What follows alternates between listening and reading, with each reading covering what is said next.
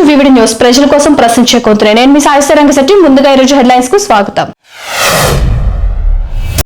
విజయవాడ వైఎస్ఆర్సీపీ మహిళా నేత మాజీ గ్రంథాలయ చైర్మన్ జమ్ములాం పూర్ణమ్మను పరామర్శించిన మాజీ సీఎం వైఎస్ జగన్.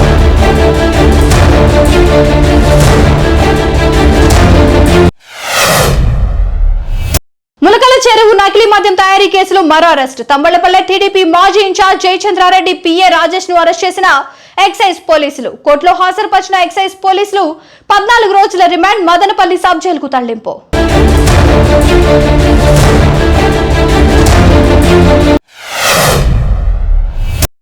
సూరత్ లో భారీ అగ్ని ప్రమాదం. టెక్స్టైల్స్ మార్కెట్ భవనంలోకి పెద్ద ఎత్తున మంటలు.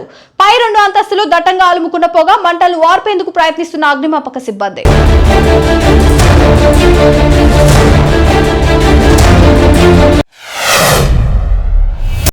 అమెరికా పర్యటనలో గూగుల్ సీఈఓ సుందర్ పిచాయ్తో ఆంధ్రప్రదేశ్ ఐటీ అండ్ విద్యాశాఖ మంత్రి నారా లోకేష్.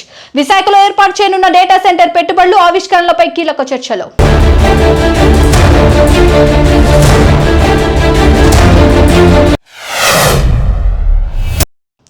సౌదీ అరేబియాలో కుండపోత వర్షం.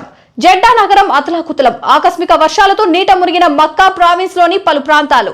8 ప్రాంతాలకు రెడ్ అలర్ట్ జారీ. ప్రజలు అత్యవసరమైతే తప్ప బయటకు రావద్దని అధికారులు హెచ్చరిక.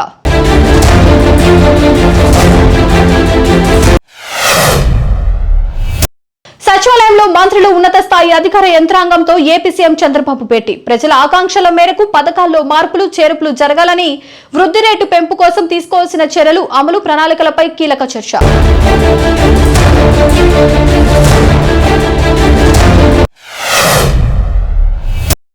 సిరిసిల్ల పర్యటనకు వెళ్తున్న బీఆర్ఎస్ వర్కింగ్ ప్రెసిడెంట్ కేటీఆర్ వాహనాన్ని పంచాయతీ ఎన్నికల నేపథ్యంలో జిల్లెల గ్రామంలో పోలీసులు ఎన్నికల సిబ్బంది ఆపి తనిఖీ చేశారు.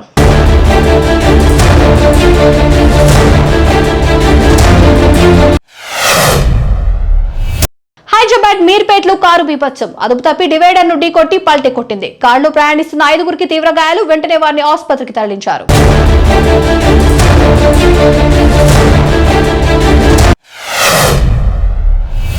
పంచాయతీరాజ్ ఉద్యోగాలతో మాటామంతి కార్యక్రమంలో పాల్గొన్న డిప్యూటీ సీఎం పవన్ కళ్యాణ్. పంచాయతీ ఉద్యోగుల జీతాల పెంపుపై డిప్యూటీ సీఎం పవన్ కళ్యాణ్ కీలక వ్యాఖ్యలు.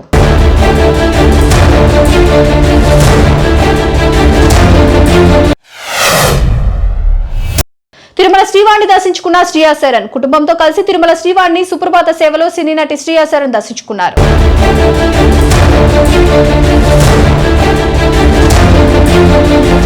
చూసారు కదా, ఇవి ఇవాళ హెడ్లైన్స్. మరిన్ని హెడ్లైన్స్ కోసం చూస్తూనే ఉండండి వివిడి న్యూస్. ప్రజల కోసం ప్రశ్నించే కొంతున్నాయి.